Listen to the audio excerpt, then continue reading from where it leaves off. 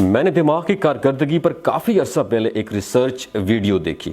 اس video میں ایک point پر بتایا گیا کہ ہم جب کسی کی برائی یا غیبت کرتے ہیں تو اس کا ہمارے جسم پر کیا امپیکٹ پڑتا ہے، کیونکہ ہم سب اتنے ماڈرن ہو چکے ہیں، جب تک ہمیں کسی چیز کی سائنسی وجہ نہیں ملتی ہم اس پر بلیو نہیں کرتے، اور میں بھی سائنسی وجہ ہی تو چاہتا تھا۔ جیسے بانو قدسیہ کہتی ہیں کہ جب تک کسی بھی تحقیق پر غیر ملکی اور انگریز کے نام کا ٹھپا نہ لگا ہو ہم اس پر یقین نہیں کرتے۔ تو بتایا گیا کہ جیسے ہم کسی بھی انسان کے بارے میں منفی بات سوچتے ہیں، ٹھیک اسی وقت اسی لمحے میں ہمارے دماغ کی بائیو کیمسٹری بدل جاتی ہے اور ہمارا دماغ ایک کورٹیزول نامی ہارمون ریلیز کرتا ہے، اور اسی لمحے یہ کورٹیزول انسان کے دماغی سسٹم پر حملہ کرتا ہے اور انسان کی جسم کی وائٹ سیلز جو ہوتے ہیں وہ ختم ہونے لگتے ہیں۔ جو لوگ کینسر کے بارے میں تھوڑا بہت جانتے ہیں وہ وائٹ سیلز کی اہمیت کو سمجھتے ہوں گے۔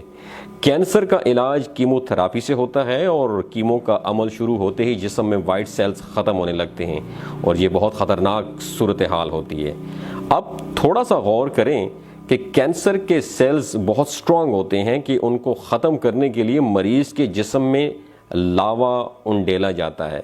کیمو کو لاوے یا آگ سے تشبیہ دی جاتی ہے۔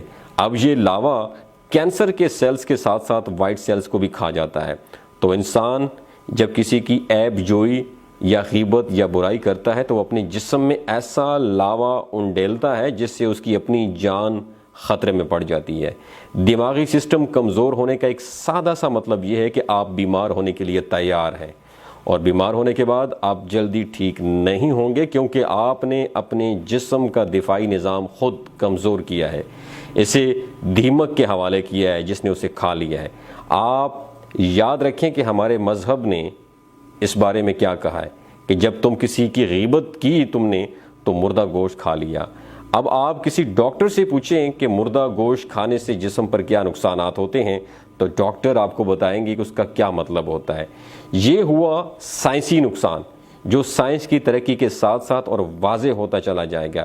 مجھے یقین ہے کہ اس کے بہت سے روحانی نقصانات بھی ہوں گے، جیسے کوئی بہت زیادہ غیبت کرتا ہے تو اس کی دعائیں قبول نہیں ہوتی۔ ابراہیم بن ادم سے لوگوں نے کہا کہ حضرت ہم دعا کرتے ہیں مگر قبول نہیں ہوتی۔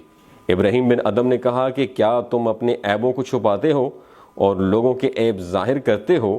تو حضرت شیخ سعدی فرماتے ہیں کہ میں بچپن میں بڑا عبادت گزار اور شب بیدار تھا۔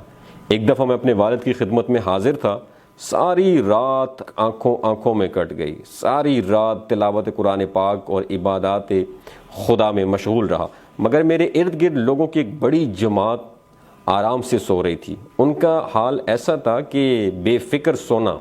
مجھے برا محسوس ہوا۔ میں اپنے والد محترم سے ان کی شکایت کی کہ یہ لوگ ایسے سو گئے ہیں جیسے مر گئے ہوں، کوئی بھی عبادت کے لیے بیدار نہیں ہوتا۔ میرے والد نے کہا کہ بیٹا بہتر ہوتا کہ تم بھی سو جاتے تاکہ دوسروں کی غیبت نہ کرنا پڑتی تمہیں۔ دوستو یاد رکھیے ہم ایسے ماحول میں زندہ رہ رہے ہیں کہ ہم غیبت کو گوسپ یا ڈسکشن کا نام دے رہے ہیں اور کہتے ہیں کہ میں غیبت تو نہیں کر رہا، میں تو صرف تذکرہ کر رہا ہوں۔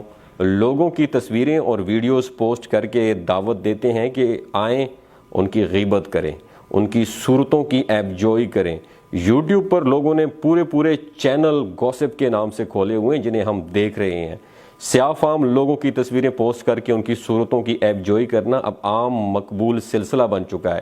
ہم سب اپنی زندگیاں، صحت اور دماغی کارکردگی اپنے ہاتھوں سے بڑے شوق سے خراب کر رہے ہیں۔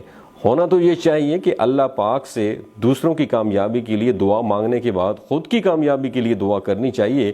دنیا کی سب سے گندی اور غلیظ بیماری اگر آپ کے اندر ہوگی تو آپ کبھی کامیاب نہیں ہو سکیں گے۔ تو کبھی غیبت